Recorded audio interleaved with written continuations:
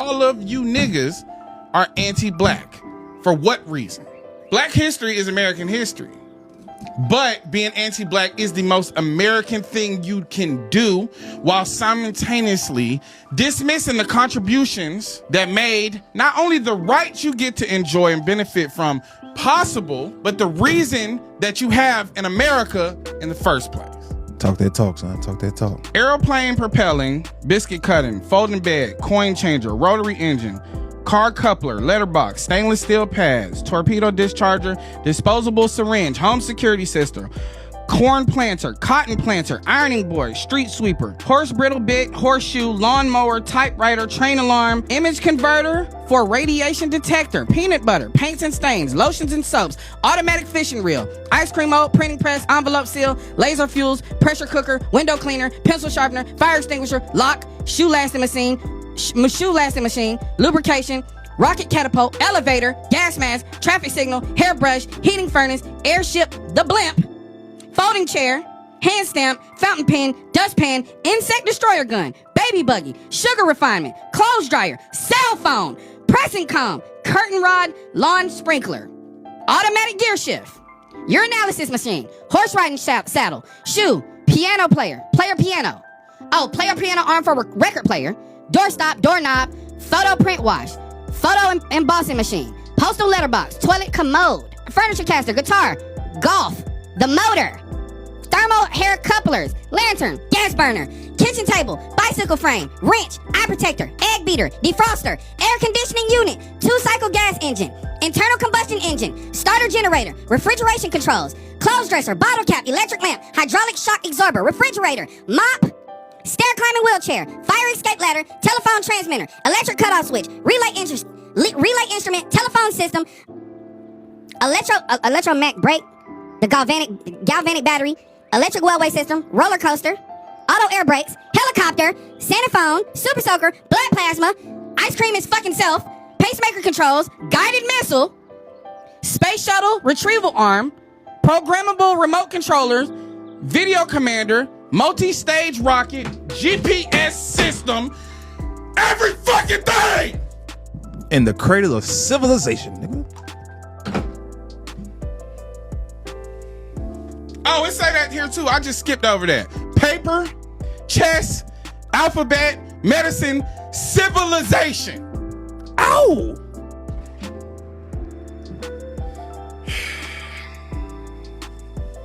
But because you don't want to acknowledge, like, they make you hate us for a reason, nigga. African Americans made it cool to be black, but my brother is spitting nothing but facts. African American culture is spectacular, and you have to give them respect where respect is due. Getting taken away from your motherland and having people beat you down every single time you try to express yourself and show your cultural identity, to creating the most influential culture in the world. The Harlem Renaissance, jazz, hip hop, rock and roll.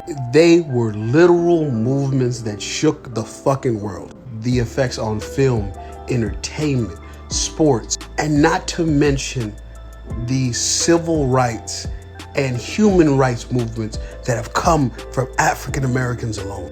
They are a triumph of human will. It is insane to me that people can disrespect them and say they have no culture. They are the culture that everyone wants to emulate. You gotta respect it.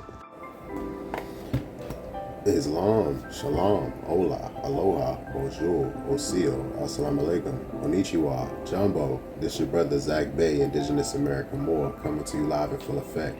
Like, share, subscribe to my channel, hit that notification bell down below so you can be notified whenever I'm dropping some new content. Leave a comment, interact with me. Thank you, I really do appreciate your viewership. A special shout out to like the 3 or 4 subs who always watching my content. I definitely appreciate that watch time. Good looks, no doubt. Alright, so I was sitting here thinking when this idea came to me, alright, this inspiration. I was just thinking, watching some videos, and I started pondering about museums, right? Always liked museums when I was younger, but I started thinking about museums. And then I started thinking about Kilmonger from Black Panther. The more I started thinking about it, I'm like, Kilmonger was right, yo. Honestly, it's like, in what place does it make sense, or is it justice that someone who stole something can just openly display their theft? And that's what museums are. They're literally openly displaying what they pillaged, what they plundered from melanated nations worldwide. And they don't want to give it back. All right, a lot of countries over on the continent have requested for artifacts back, historical artifacts, of cultural significance. And a lot of British museums, French museums, Egyptian museums, they denied these requests for a lot of these artifacts to be returned. And of course, American museums, like, imagine what's in the Smithsonian, imagine what's hidden there, all right? But a lot of these European nations denied the request for the return of these plundered, these pillaged artifacts. So yeah, that scene on Black Panther when he was in the museum and he knew exactly the history of the artifacts that was taken there, all right, and it made those people really uncomfortable in that environment, right? I was thinking about that. I'm just like, damn, man, that's strong. I'm like, what justice is that, right? Like, and then when you start speaking to descendants of colonizers, all right, you start speaking to these people. How many of them would consider it justice if we were to get those back? All right. A lot of times, some of these people just start stammering, start stuttering, start changing the topics, changing the subject. All right. Say you liken a scenario to them. You say, if someone stole something from your home, from your house, and then a few years later, you see it on display in a store, in a shop, and the shop is owned by them, but you're 100% sure, you even have evidence, you have proof that what is on display in that shop was stolen from you years before. Would you consider it justice that this person is not obligated to return said item that they stole from you, that they pillaged from you? You know what I'm saying? If you start asking some of your friends, you start asking some of your friends these questions, you know what I'm saying? I don't, it could cause a rift or a divide, but I really want you to think about, who are your allies? Who's really your friend? When you bring up topics like this to some of your friends who might not have the same background, same ethnicity, same descent as you, and you just, you might just ask them a question just to see where their mind frame is, all right? Because you start bringing up these scenarios to some of these people and they don't consider it justice that items would be or should be returned to their real owners, original owners, all right? Because I believe they can sense that it's a slippery slope. Because as soon as you start going down that path, it doesn't stop at just artifacts, historical items. It starts going back to land, all right? It starts going back to resources, all right, tangibles. There's a lot of people who are saying that when the colonizers arrived, they gave us, like, us indigenous people had the land and they had the Bible. And then they told us to pray, close our eyes. And then when we rose our head, opened our eyes, we had the Bible and they had the land. Yeah, so you can really see who your friends are when you start asking these questions, these scenarios, to see where their mind frame is on what is justice, or do you consider that justice that these items can just be on display in museums and they don't feel obligated to return them from their host countries, all right, from their countries of origin, I believe I meant to say. But This message in this video, hopefully you see what my mind is. Like, share, subscribe.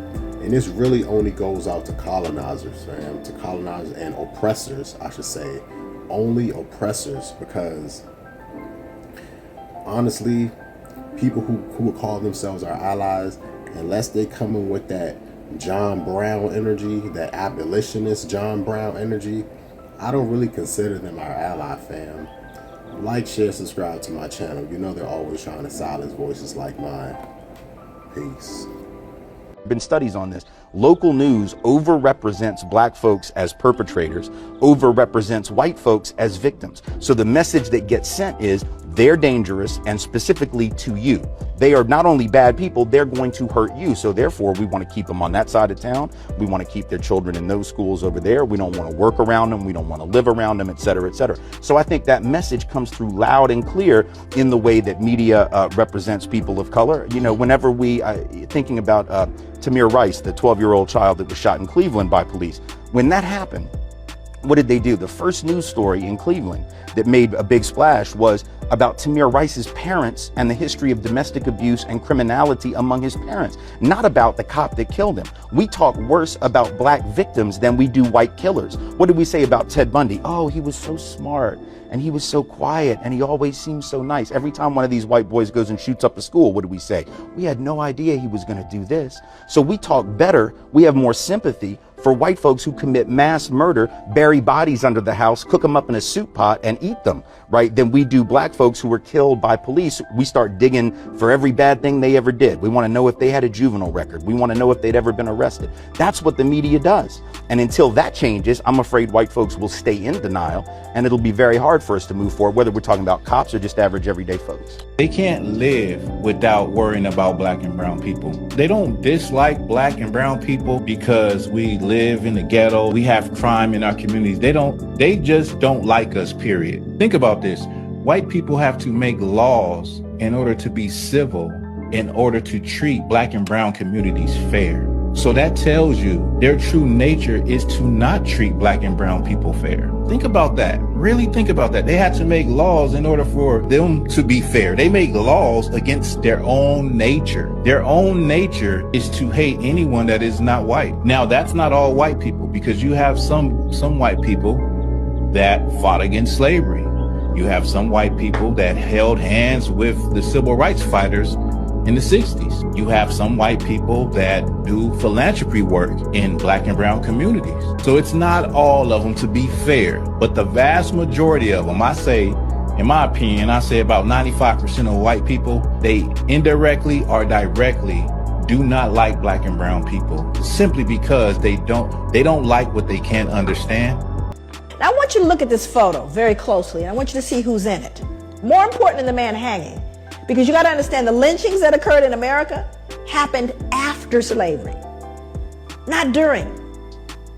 Thousands of lynchings happened after slavery, because this is a reaction to white fear of what we would do once freed. But we didn't create a vigilante group to take out white people, but they did create a vigilante group to take us out now that we're free. See, that happened after slavery. They were called the what? The Ku Klux Klan. They don't wear hoods anymore, they wear suits. But they're alive and well all over the world, even here. So, look at who's in the picture. I want you to look at this little girl in particular. You can't see her closely, but she's actually grimacing, like smirking. Now, remember, let's go back to the puppy concept here. She would be loathed and torn up probably if this was a puppy, which means he's less than that, because she's not disturbed. This little girl is not disturbed by this, but she should be, shouldn't she? People always ask me, they go, Joy, what was the impact on white people? There it is, right there. Can't feel any empathy for him. None, zero, zip. There's a little one back here, even smaller.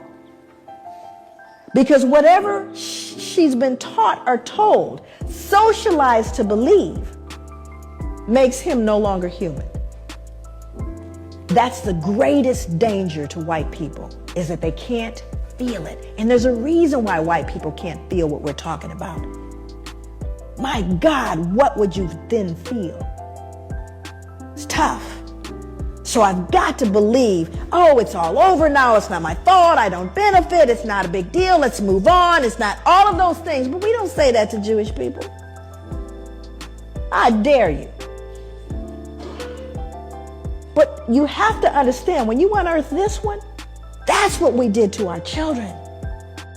When white people say that black people shouldn't be violent and shouldn't be rioting and that we should be peaceful, that shit's laughable, and this is why. Yeah, this is what portions of Hiroshima look like after the U.S. dropped the first atomic bomb ever on their city. Yeah, here's some of the effects of that war. Look at this guy's arms. Damn it. And then there's this in the Congo, where King Leopold disfigured and cut off the limbs of men, women, and children who didn't participate in his nefarious, diabolical actions. Yeah. Damn. Yeah, these white guys holding this person over a goddamn fire. They got the nerve to talk about don't be violent. Then there's this here in the U.S. Mary Turner in the lynching rampage of 1918. Yeah, so Mary's black husband was lynched. She publicly spoke out against that lynching, and because she spoke out, a white mob snatched her, cut the baby out of her stomach, stomped the baby, and then lynched her. Then there's this. This is a picnic. Yeah, lynch them. Both of these. And look at the white people as they stand up there watching. Yeah. Then there's this. Look at that black man being burned to death. And look at the white mob that's around. Look at all these devils around here watching this. Then this. This is a guy by the name of Joseph Richardson. This was 1913. Then you have Laura Nelson here. This is Oklahoma, 1911. Then this is Thomas Shipp and Abram Smith. This is 1930, Indiana. Yeah, so European violent history actually extends all the way back to their inception. There's not a time that they haven't been violent since they've been on this planet. So don't come and talk to me about nonviolence. Don't talk to me about, oh, black people rioting. Those are mute points that I don't even open my ears to. As a matter of fact, when it comes to violence, we as black people, we got a lot of goddamn catching up to do to even get close to the level of violence that Europeans have inflicted globally. I'm sick of niggas and their forgiveness. I'm sick of niggas and giving it up to God and praying for their enemy. Fuck the enemy. The prayer was answered when he ran that motherfucker over. That's the answered prayer.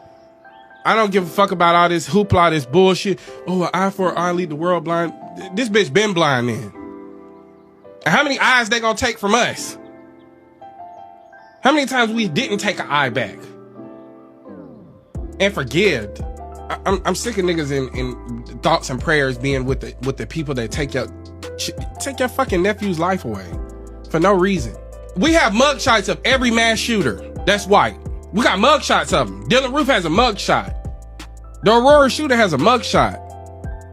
So if they can go shoot up kids, innocent bystanders, all type of people, and walk away unscathed, then I should be able to steal a car and go to jail. But every time it comes to black people, the police want to play judge, jury, and executioner. Just watch the video of two white boys, little white boys, holding a real gun pointed at the police. They ain't gunning them babies down. Tamir Rice in the park with a toy gun, and within 5 seconds they shot him down. Bro, like we were talking about earlier, the projecting. White people didn't even consider us human, 3/5 human. That was never our problem. Our main problem is why we considered them human in the first place. If anybody 3/5, look at that behavior. Who eat people? Who would feed a baby to an alligator? Who would do that? Who would exterminate buffalo just so people wouldn't have nothing to eat, wouldn't have a source of food, just to punish people? Who would give people disease-ridden blankets?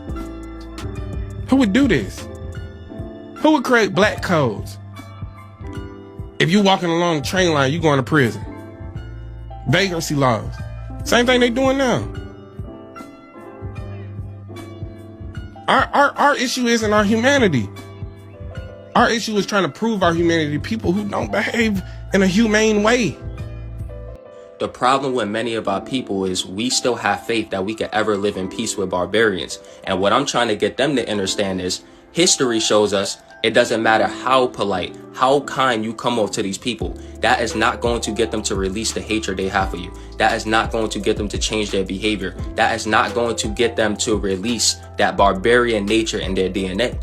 So what the peace, love, and light and violence is not the answer black people do is they stall the true revolutionaries up. Because the true revolutionaries understand it's time for war. But we have to wait for the peace, love, and light black people to understand that your enemy is not going to change. We have to wait for them to understand that they're trying to exterminate you. This is why they're killing us. This is why they're putting drugs into our communities. This is why they're poisoning us with what we eat, with what we see, with what we hear. This is why they're destroying the planet, etc. So Nat Turner understood that there's only one way to stop these barbarians. You see what I'm saying? Our ancestors during the Haitian Revolution understood there's only one way to stop them. You see, our ancestors during the Mau Mau Rebellion, the Kenyans versus the British, or the Battle of Awash, the Ethiopians versus the Italians, they understood this. Deacons of Defense understood this. The Black Panther Party understood this. And I'm not promoting let's go outside and genocide people. No, I'm saying fuck up the people who are fucking up your people. That's righteousness. If you're gonna be a killer, make sure you a righteous killer. Make sure you kill for morals, you know what I'm saying? Kill in the right way. Don't allow anything to siphon your energy. If it's siphoning your energy, make sure you kill that. If it's, you know what I'm saying, delaying your evolution, if it's downplaying your temple, then kill that. Don't just be out here killing shit without love, you know what I'm saying? Or just killing out of hatred of your heart, wanting the worst for somebody, you know what I'm saying? If you're gonna be a killer, be a righteous killer. And I'm gonna put the meaning of a righteous killer on the screen just to give y'all a better perspective or a better understanding of what I'm grasping at. But y'all control the game. I love y'all. Did you know there are towns in South America that still wave a Confederate flag or speak German with a 1940s accent? Because after the Civil War, some Confederates fled the US to places like Brazil, settling in a place called Americana. They brought their language, their customs, and yes, some even try to bring slavery with them. Today, Festa Confederata is held annually, where folks dress in Confederate gray in Brazil. And you know, when you really think about it, it's not that outlandish because Brazil was the largest importer of slaves. They figure around 5.5 million slaves were imported to Brazil. You know, if anybody flinched at the loss of the Confederates, it was probably the aristocracy in Brazil. And then came the Nazis. After World War II, top officers and war criminals fled to Argentina, Chile, and Brazil using secret escape routes called rat lines. Colonia Dignidad in Chile was a German-run cult-like enclave with deep ties to Nazi ideology.